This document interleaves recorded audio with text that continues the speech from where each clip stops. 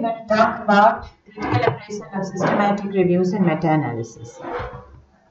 Now, we have already dealt with all the individual studies. A systematic review and the higher level as meta-analysis, what they do is combine the results of multiple individual studies in order to get a greater effect size. But having said this, all systematic reviews are not good. See, we have a tendency to be impressed with systematic reviews and meta-analysis because of the reporting. Because they may say that we looked at 2 million articles, and then based on these criteria, we have selected 58 articles, and this is a combination of those 58 articles. So it sounds impressive. But like everything else, all of them are not good. And some may be very good in terms of research methodology and robustness of reporting, but it may not be applicable to our situation. Therefore, systematic reviews and meta-analysis must also be appraised. Some of the issues may be, this is probably more common in allied health and nursing. Questions may be too broad, and hence it might be difficult to gain evidence, in which case that systematic review is probably just interesting reading, not very relevant. So it is necessary for us to appraise even these high-level research articles. What are we looking for? We are looking for the question. That there should be a clearly focused research question in a review question in a systematic review and a meta-analysis. We want to see that how many authors are there. If you have only one author, it is not a systematic review. There must be individual appraisal, and so we are looking for at least 2, but normally more than 3. So that you have 2 people, and if there is any lack of consensus, there are other opinions from where they have been able to get a consensus. You want to look at the methodology used, what databases have been used. And sometimes, if you wonder, it is good for you to put the same keywords and see how many articles you are able to get in order to see if they have done a comprehensive search. Has there been any effort made to include grey literature? Have they said that we tried and this is what happened? Were the search criteria and the search strategy appropriate for the question? Does it seem to be correct? So for that, you may want, like I said, you may want to double check, put the same research criteria and see how many articles you get. You have to be careful. You have to be aware of the fact that the systematic review, by the time you're reading, is 7 years old. So you can only look at the articles that they had any chance of getting. So articles that were published after the systematic review protocol was decided would not be something that you expect them to include in their study. This you must be careful about before you make judgment. And then you would like to know what kind of quality assessment was done for the articles that they have appraised for the systematic review. What were the a priori criteria for selection of articles? How much quality did they want to take? And what were the type of studies that they intended to include a priori? Was it only RCTs? This would be the case in effectiveness studies. Was it both cohort and RCTs? What were the? Did they also want to include case studies if it was systematic review of some rare disease?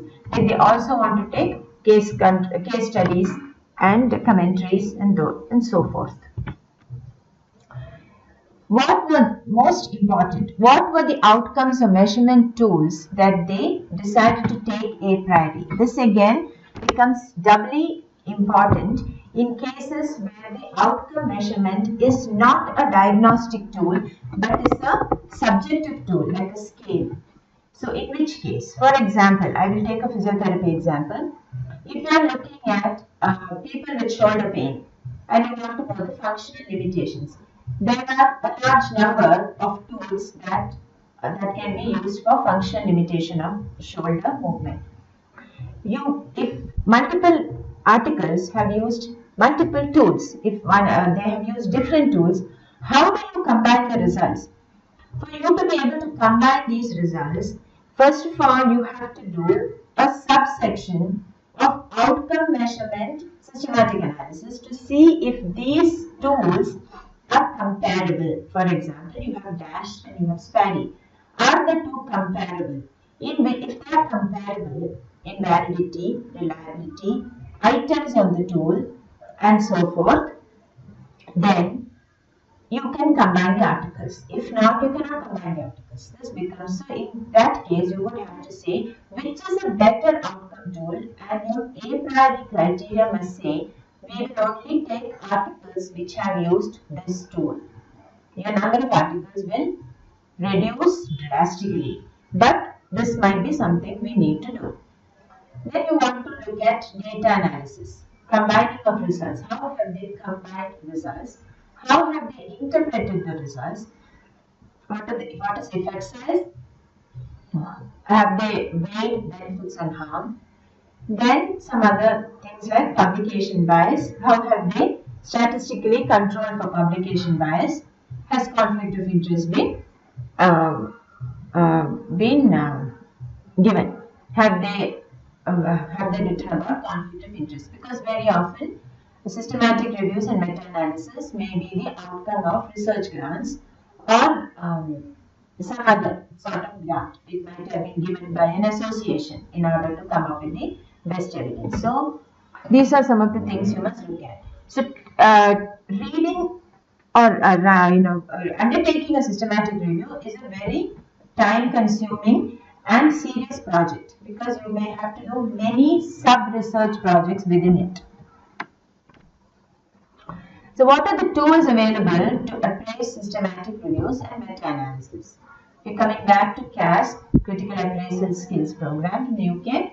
There is a CASP checklist for systematic reviews and meta-analysis. There is AMSTAR, and then like the consort diagram, you have a PRISMA guidelines for reporting. CASP, like all other CASP checklists, is a checklist with 3 sections. Section A, is it worth continuing? Section B, and Section C, applicability. AMSTAR is another tool, but here this gives a score. Now CASP is only a checklist. It leaves it up to the person appraising to decide on the outcome. AMSTAR gives interpretation. It says if you have less than 70%, greater than 70%, then it is good quality, 50 to 70 is moderate quality, less than 50 is low quality. So it gives a number and it gives a interpretation. And one thing it does, that CASP does not do, is include number of authors.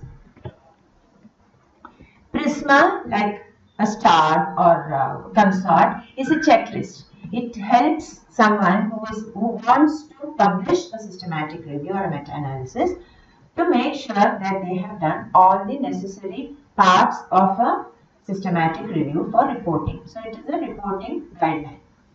It lists everything from title, how the title is worded, to whether conflict of interest has been given, and it talks about all the desirable aspects of reporting.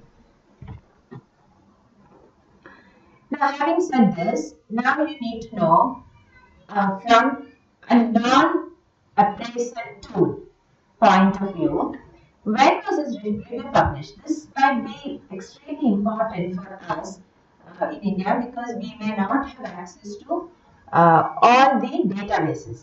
So we might be reading something that is dated. You might be reading a systematic review that was published in 2009 in an area where research is moving at a very rapid pace. So when you look at the date of publication itself, you might wonder if this review is valid any longer. It may not be. So these are things that you must look at from a judgment point of view. May not be there in any tool. So when was the review published, and after that, has there been a substantial increase or change in knowledge? So has there been adverse effects that have been reported since the publication date? in which case this review may not hold good any longer, even if it was very well done. Has there been substantial increase? Has there been a large number of well done RCTs that have come in the same topic after the systematic review was published, in which case this may be of questionable validity or applicability. And there is another set of type of research called clinical prediction rules. Some of you may be familiar with this. The physiotherapists in this audience should be familiar with this term. But it's also there in medicine, and it is there in psychiatry, it is there in ICU, it is there in large number of areas. A clinical prediction rule is a reasoning tool that combines signs and symptoms, patient characteristics, age, gender, etc., and other predictive factors, including essential first-line investigations like maybe radiology or hematocrit, ABG, to estimate disease probability, treatment prognosis, or risk of complications.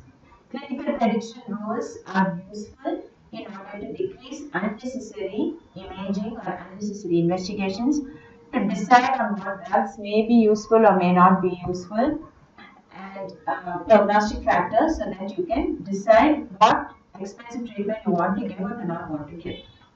Some examples of clinical prediction rules are the Ottawa ankle rules for ankle fracture. It must be familiar to orthopedicians. The Apache 3, that must be familiar to all of us, because it is for decision making in the ICU.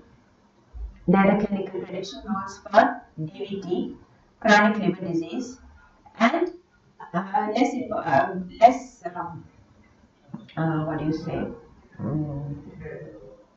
less commonly known, but should be known to orthopedicians and physiotherapists. There are clinical prediction rules for neck pain. CASP has a specific checklist for clinical prediction rules, and it follows the same logic as other CASP checklists, and it tells you about the likelihood of a positive predictive likelihood and the negative predictive likelihood of clinical prediction rules, to see if the clinical prediction rule is applicable and if it is well done. Now we have done all the research, all the main types of research studies. I have not gone into case control into case series and case studies, because they are the lowest level of evidence, and you will have to deal with them individually. I have also not gone over economic guidelines, and I have not done qualitative studies in detail, because most of us, I assume most of the audience, are not interested in these kind of studies. Economic evaluations are more at policy level or at hospital administrative level, and qualitative is more at psychosocial sciences. Therefore, I have not gone over them, but these are also important types of studies. Now, when you have all of these studies together, what are you going to do with them? If you take one question and you look at the studies that are there, you will be met with hundreds of thousands of articles.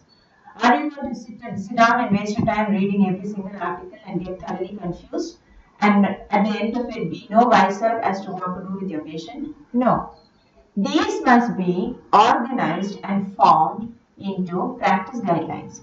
So, like all other literature, guidelines must also be critically appraised, and there are a large number of practice guidelines that are available in practically every diagnosis and treatment criteria. When you appraise practice guidelines, what are you looking for? You are looking at focus. What was the focus of this guideline development? What are the characteristics of the people involved, of the development team? What was the methodology that was undertaken, and what is the interpretation, and what is the timeline? When was this practice guideline made? When did they say that it must be reviewed? Has it been reviewed? If not reviewed, has the reasons why it has not been reviewed been published?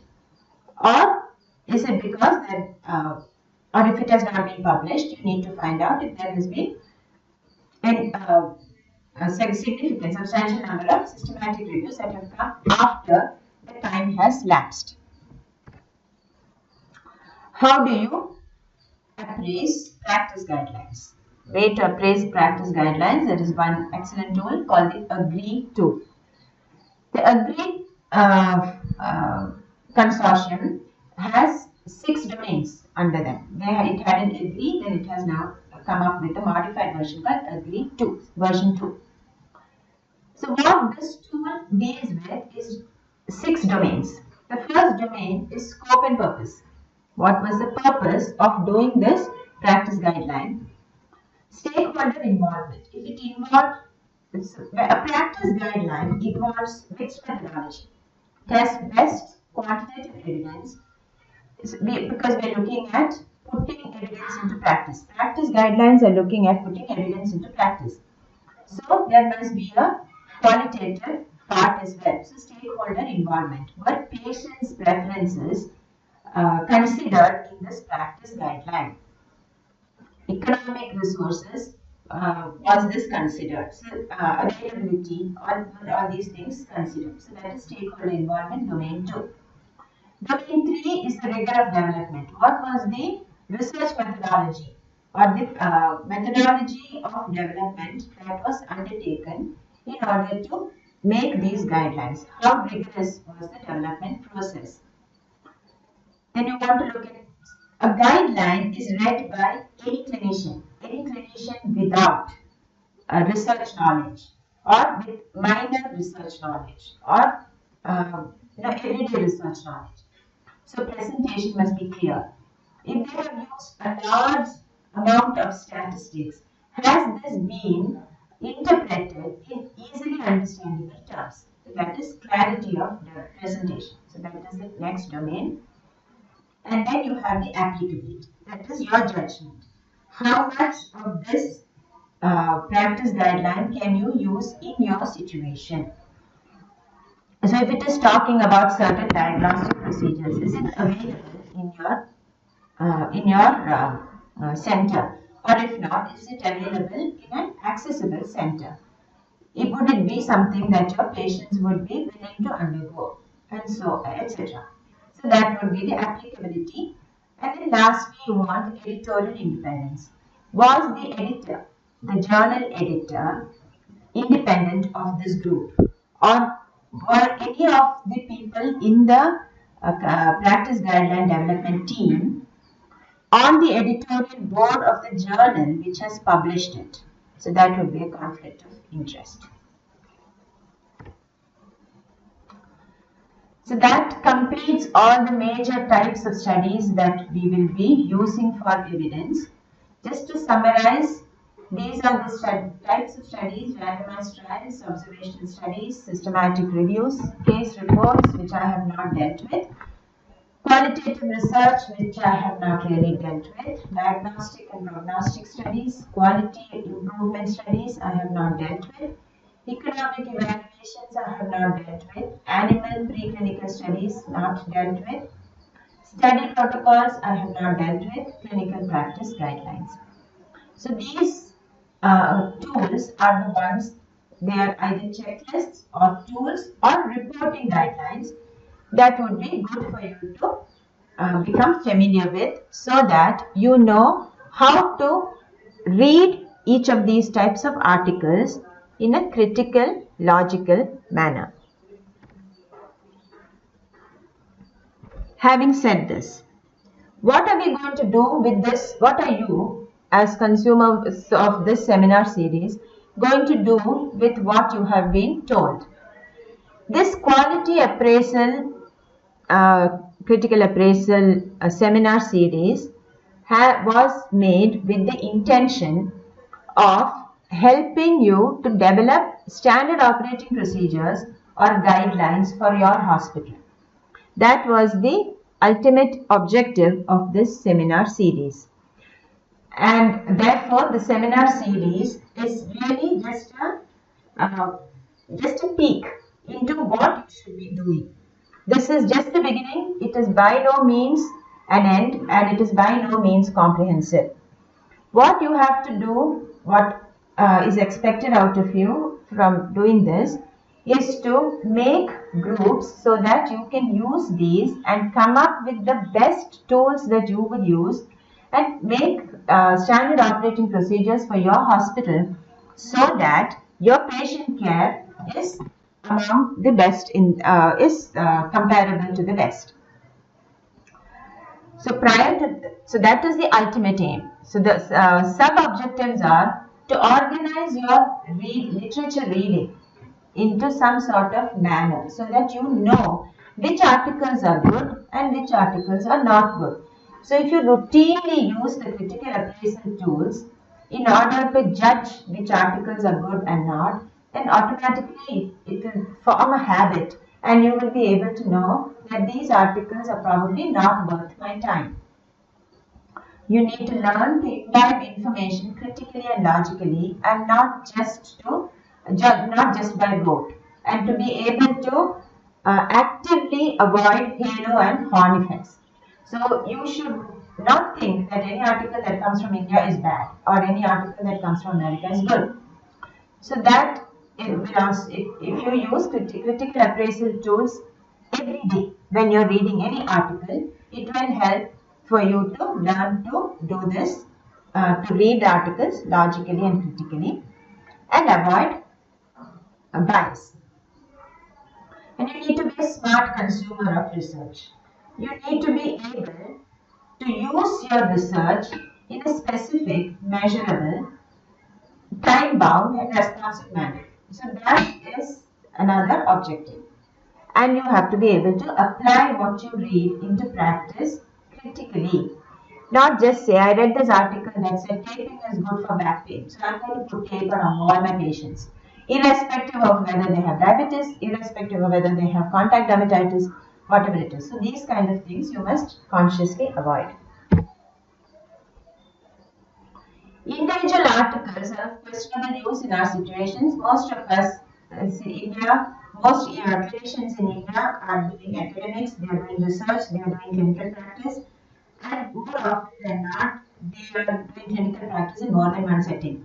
They have a hospital job, they have private practice, etc., etc. So your time is at a premium, and reading large number of individual articles may be of questionable use. Current research you must use to form SOPs for individual hospitals. Later, hospitals can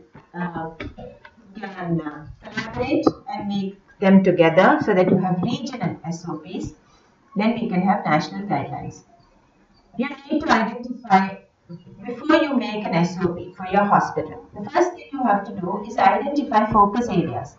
So, policy makers, individual clinicians, support staff, including perhaps even receptionists and patient counselors or patient managers, consumer managers, whatever you call them, front desk people, must all come together to identify focus areas. You want to look at the burden. What are the types of patients who are coming to you? What is the profile of patients who are coming to your hospital? So if, let us say the largest number is stroke. So that would be a priority area. So identify this group and then you start making a standard operating procedure for your hospital. You want to know about costs. So what is the average cost now, and do you think it is unreasonable for your patients? So you need patient preferences. You need to get some stakeholder preferences. You need to get some feedback from your patients. If the costs are too much, so what can you do about it? Are there poor outcomes? Are a lot of patients getting discharged DAMA? Are there a lot of patients who are dying, more than what published literature says? So do you have poor outcomes? Is there a lot of confusion among clinicians on what to do? Is there a lot of confusion among patients on what is being done? So these are areas that you must identify. You, in the sense, it has to be a hospital's, it has to come from the hospital. There should be some sort of dedication to this so that you can identify it. Then you form special interest groups. You form 6 for each area. So if you have a stroke special interest group, it must include everyone from costing to front desk to clinicians, doctors, physiotherapists, nurses, etc. etc. So you form special interest groups. Special interest groups must set SMART goals. SMART stands for specific, measurable, achievable, responsive, and time bound. And then you develop SOPs. Time bound is essential here because otherwise nothing gets done. Then you need to test it. Once you make an SOP, you have to test it in a time bound manner. This will be tested for 6 months. Then we will regroup, we will reanalyze, make whatever modifications need to be done or not done, and then finalize it. You have to revise, you have to test, you have to revise again, and then you have to finalize with an expiry date. Not everything is time bound. So you have to say we will re-look at this SOP after 2 years, 3 years, 5 years, depending on what the SOP is about. And no one can tell you these except you yourselves, because your situation will be unique to you. None of us can, I cannot sit here and tell you what to do. So this is how you are going to apply the 6-7 seminars that I have taken in your actual evidence-based practice.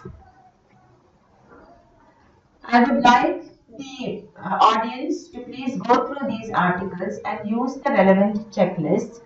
One is a systematic review, one is a consensus statement, one is a practice guideline. So look at these and see what you can do, and you must do this until now. All the other articles that I have spoken about until RCTs can be done individually, but systematic reviews, meta-analysis, clinical prediction rules, consensus statements, practice guidelines must be done in a group, because it requires more than one person's reasoning to come up with whether it is applicable or useful to your situation or not. Happy reading and thank you.